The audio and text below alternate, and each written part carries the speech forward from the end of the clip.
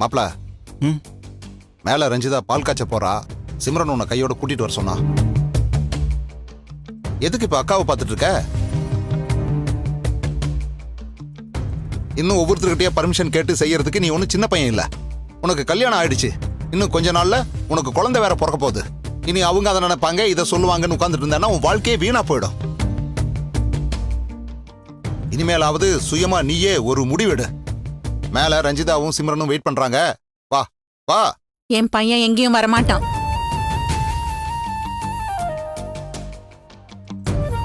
அப்படி சொல்லாதக்கா. அருண் விஷயத்துல அவனையே முடிவெடுக்க விடு. எல்லா விஷயத்திலையும் நீயே முடிவெடுத்துட்டு இருந்தானா அப்ப அவன் வாழ்க்கையை எப்பதான் வாழ்றது?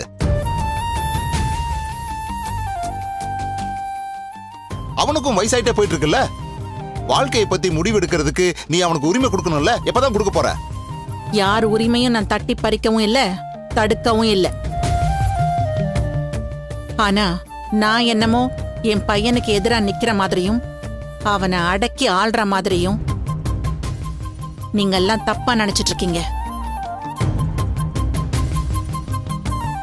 அப்படி நினைக்கிறதோட விட்டா பரவாயில்ல.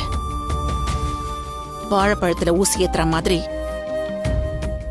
அவன் மனசுல நல்லாவே விஷத்தை ஏத்தி விட்டுருக்கீங்க. யாரையும் ஏத்தி விடுறதெல்லாம் எங்க நோக்கம் இல்ல. நாங்க நியாயத்தை தான் பேசுறோம். அதை நீ வேற மாதிரி புரிஞ்சுக்கிட்டா அதுக்கு நான் பொறுப்பு இல்ல. மாப்ள, ரொம்ப யோசிக்காத. நீ ஒன்னும் கொலை குத்தம்லாம் பண்ணல. வா போலாம்.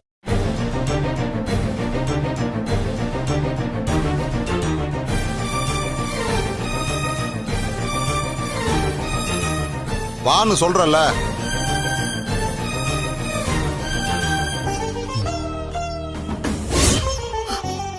அருண்,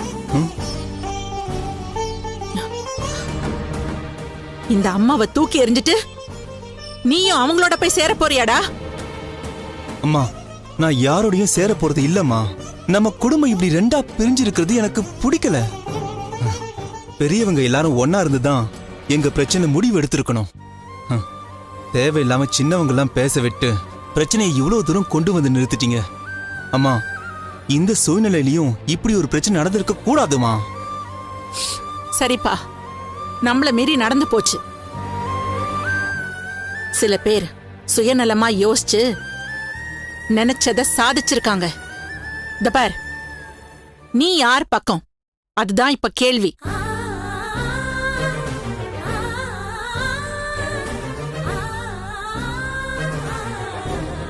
நான் யாரு பக்கமும் இல்லம்மா.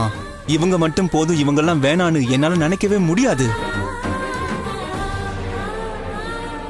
சுதா சொல்றதாம்மா நானும் சொல்றேன். எனக்கு எல்லாருமே வேணும்.